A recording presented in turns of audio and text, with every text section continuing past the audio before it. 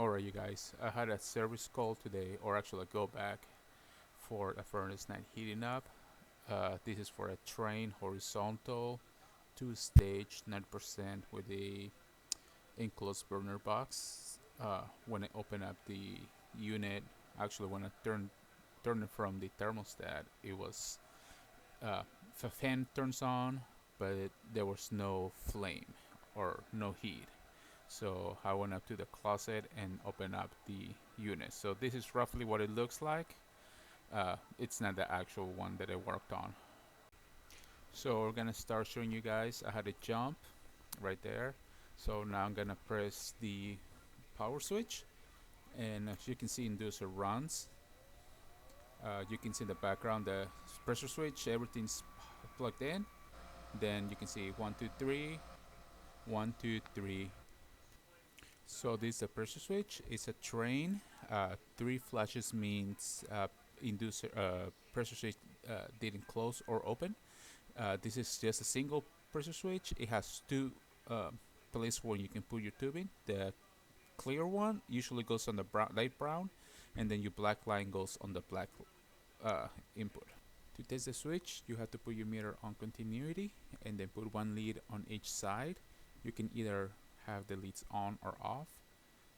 You power your unit, and when you put your leads in there, you should not hear a beep.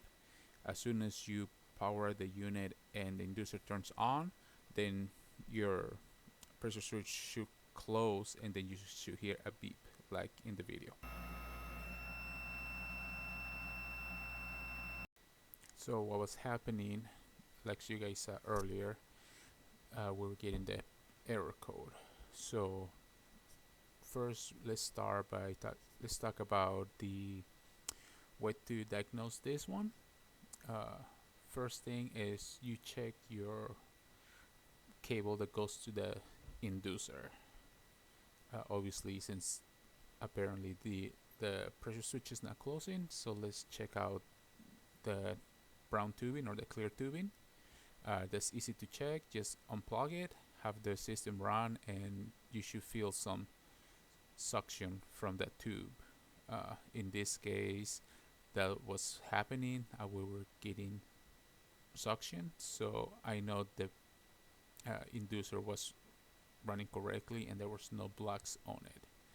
I plug it back in, still we're not getting the proper code, or we're getting the bad code.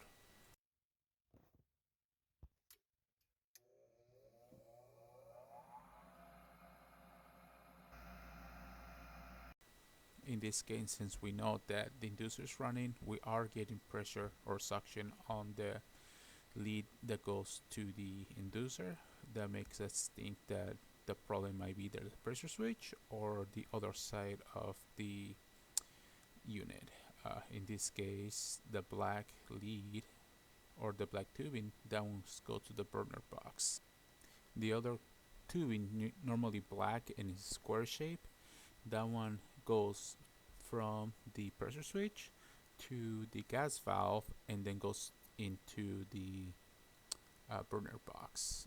This one's designed that if there's a restriction in the burner box, so the air for the combustion it's blocked off, or there's not enough air, that pressure inside the box is gonna be greater than the pressure on the other side of the pressure switch. So what happens then, because the suction is pulling so much, it won't let the pressure switch on the inducer side click close. So that's where we get in that failure. So on these enclosed chambers, you guys remember, if you need to check gas pressure or adjust gas pressure, you have to have the door closed, because if it's an enclosed chamber, pressure will actually change if you test it or you adjust the pressure with the door off than with the door on. So this is what's happening on this case. I went ahead and took the tube off, and I jumped the unit, and the unit started. Inducer went on, pressure switch click on, then igniter got energized, gas got released, everything worked. So, and then I put the tube back on, and then we got the error code. So I shut the unit off. I opened the chamber, and everything was connected like in the video. And then I restarted the unit, and everything worked fine. So inducer ran, pressure switch clicked on, igniter got energized, gas got released, ignite, later run. After about 30 seconds, blower wheel power on, we had heat. So that lets me know that the pressure switch actually is looking good. So we have some restriction in the line, or restriction on the burner box.